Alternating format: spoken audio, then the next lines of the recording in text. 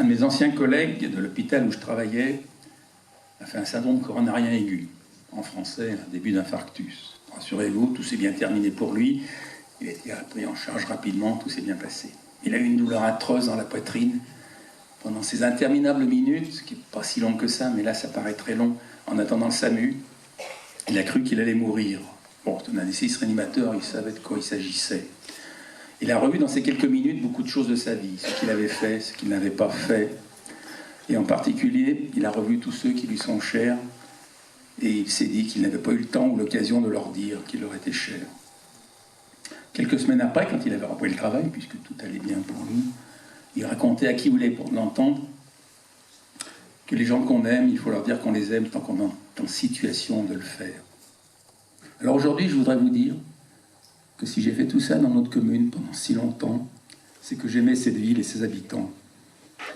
Vous tous, collectivement, dans vos actions associatives en particulier, individuellement, dans nos contacts. Je vous ai aimé avec vos défauts, bon, personne n'est parfait, mais aussi avec vos qualités, votre enthousiasme, votre sens de l'engagement, sans lesquels rien n'aurait été possible. Comme toute relation, il y a eu des périodes de mauvais temps, des orages même. Il y a toujours quelques irréductibles râleurs. L'intelligence, la confiance ont la plupart du temps permis de s'expliquer, de trouver des solutions. Alors certains vont dire ça y est, il nous fait le coup de la romance à l'eau de rose avec violon et larmes à l'œil. Si c'était que ça, il eût été plus judicieux pour moi de faire il y a quelques années, quand j'avais des choses à espérer ou à gagner. Là, il n'y a plus d'enjeu pour moi, c'était juste une envie de vous dire ce que j'ai ressenti. On ne reste pas 20 ans à ce poste si on n'aime pas la ville et les gens qui la peuplent. Voilà. Je vous ai parlé d'amour. Alors vous attendiez à ce que je parle de politique, je suis désolé.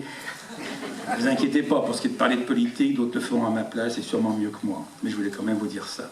Et puis aussi, ce que je viens de dire, là, dire qu'on aime à ceux qu'on aime, pensez-y, pour chez vous, pour vos amis, pour votre famille.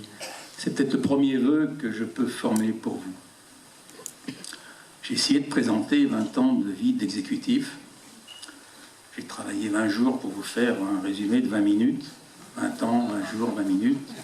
Le temps s'accélère, se rétrécit. Peut-être que je vais durer un petit peu plus, là, ça va faire 26 minutes, mais ça ne veut pas dire que je vais être maire pendant 26 ans. Et on est arrivé à la conclusion, à la fin, puisqu'une cérémonie des vœux, ça se termine précisément par des vœux. Je me suis souvent demandé à quoi ça servait, les vœux. Une année, je vous en avais parlé en disant que ça ne sert pas à grand-chose, mais qu'il faut les faire quand même.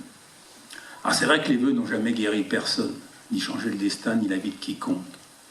Si nous avions le pouvoir de rendre la santé à quelqu'un, de rendre les gens beaux, intelligents, riches et heureux, bon, ça se saurait. Seulement une fois qu'ils auraient obtenu tout ça, ben, ils nous demanderaient plus. Alors qu'est-ce qu'ils pourraient nous demander? L'immortalité. Et là, on pourrait se prendre pour des dieux. Je ne suis pas sûr que ça soit une bonne chose, surtout qu'il y a déjà de la concurrence dans le secteur. Donc il vaut mieux peut-être pas que les vœux fonctionnent à tous les coups.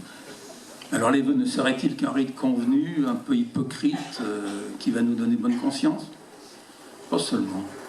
Ça va bien au-delà. Ça signifie que nous faisons attention aux autres, que nous sommes attentifs à eux, pardon, que nous avons vu qu'ils existent, que pour nous ils sont vivants et qu'ils sont bien là. Alors que vous souhaitez à l'orée de cette nouvelle année?